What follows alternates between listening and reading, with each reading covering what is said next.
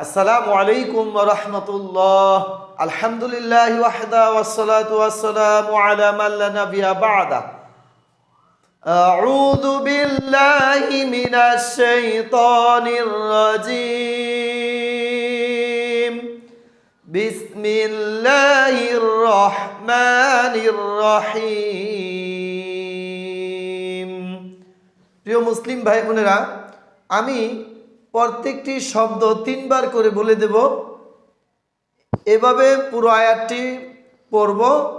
এরপর কি কি নিয়ম রয়েছে তার নাম এবং তার ব্যবহার বলে দেব। এরপর পুনরায় প্রথম থেকে শেষ পর্যন্ত পুরো আয়াতটি আবার রিডিং তেলাওয়াত করে দেব। লক্ষ্য করুন, আল্লাযীনা আল্লাযীনা আল্লাযীনা ইয়াযুন্নুনা ইয়াযুন্নুনা ইয়াযুন্নুনা আন্নাহুম আন্নাহুম আন্নাহুম মুলাকু মুলাকু মুলাকু রব্বিহিম রব্বিহিম রব্বিহিম ওয়া আন্নাহুম ওয়া আন্নাহুম ওয়া আন্নাহুম ইলাইহি ইলাইহি ইলাইহি রাজিউন রাজিউন রাজিউন।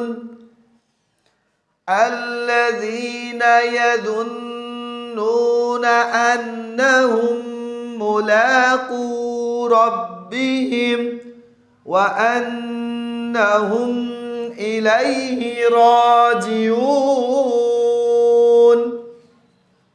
এখন কি কি নিয়ম রয়েছে আমি তা বলে দেব। লক্ষ্য করুন, আল্লাযীনা, লামের উপরে 3টা তোলা চিহ্ন, তাসদীদ। তাসদীদুল্লাহ হরফ 2 বার পড়তে হয়, দের হারকাত দেরি করে পড়তে হয়। আল্লাযী, জালের নিচে জের, বামে জজমলা ইয়া মাদ্দে হরফ, এক আলিফটার নাম হলো মাদ্দি তবাই।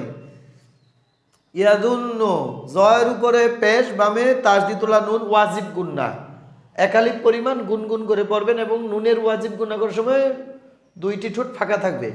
ইয়াদুন্নু, নুনের উপরে পেশ, বামে জজমলা ওয়া মাদ্দে হরফ, এক আলিফটার নাম হলো মাদ্দি তবাই।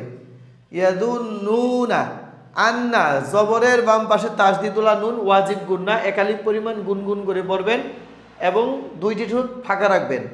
আন্নাহুম, মিম সাকিনের বামে মিম, ইদু গমি সাফাউই, এই গুন্নাটির নাম হলো ইদু গমি সাফাউই। মিম সাকিনের বামে যদি মিম পাওয়া যায় 2 ঠোঁট বন্ধ রেখে গুন্না করে পড়বেন, এটার নাম হলো ইদু গমি সাফাউই। আন্নাহুম মুলা, লামের উপরে খাড়া জবর, মাদে হারকাত, এক আলিফ টেনে পড়বেন, নাম হলো মাদ্দি তবাই। মুলাকু, কফের উপরে পেশ, বামে জজমলা ওয়াও মাদ্দে হরফ, এক আলিফটার নাম হলো মাদ্দি তবাই। রব্বিহিম, মিম সাকিনের বামে ওয়াও, এটা হলো ইজারি সাফাউই। মনে রাখবেন, মিম সাকিনের বামে বা এবং মিম ব্যতীত যে হরফগুলো আসবে সবই ইজারি সাফাউই। ওয়া আন্না, জবরের বাম পাশে তাসদীদুল্লাহ নুন, ওয়াজিব গুন্না, এক আলিফ পরিমাণ গুনগুন করে পড়বেন এবং 2টি ঠোঁট ফাঁকা রাখবেন। ওয়া আন্নাহুম, মিমে সাকিন একটু দেরি গুনা গুনা ভাব করে পড়বেন। এরকম হরফ 5টি, লাম, মিম, নুন, আইন, র, এটাকে লিল ওমর বলা হয়। ইলাইহি, ইলাই, লামের উপরে জবর, বামে জজমলা ইয়া, লিনের হরফ, লিন অর্থ নরম করা, লিনের হরফ 2টি, জবরের বাম পাশে জজমলা ওয়াও, জবরের বাম পাশে জজমলা ইয়া। লিনের হরফ পেলে তাড়াতাড়ি করে পড়ে যেতে হয়। ইলাইহি, রয়ের উপরে খাড়া জবর, মাদে হারকাত, এক আলিফটার নাম হলো মাদ্দি তবাই। রাজিউন, আইনের উপরে পেশ, বামে জজমলা ওয়াও মাদ্দের হরফ, এর বামে নুন, নুনে আমরা ওয়াকফ করব। এখানে 2 হারকাত অথবা 3 আলিফ টেনে পড়তে হবে, নাম হলো মাদ্দি আরদুন। আর মনে রাখবেন, লাস্টের হরফটির নাম হলো নুন, নুনের উপরে জবর রয়েছে। কোরআন মাজিদ পড়ার সময় 7টি চিহ্নের উপরে যদি আপনি ওয়াকফ করেন, ওই হরফে সাকিন বসিয়ে পড়তে হয়।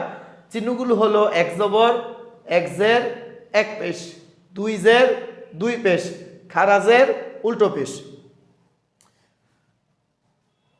তো এখন আমি পুরো আয়াতটি আবার রিডিং তেলাওয়াত করে দেব, লক্ষ্য করুন। আল্লাযীনা ইয়াযুন্নুনা আন্নাহুম মুলাকু রব্বিহিম ওয়া আন্নাহুম ইলাইহি রাজিউন।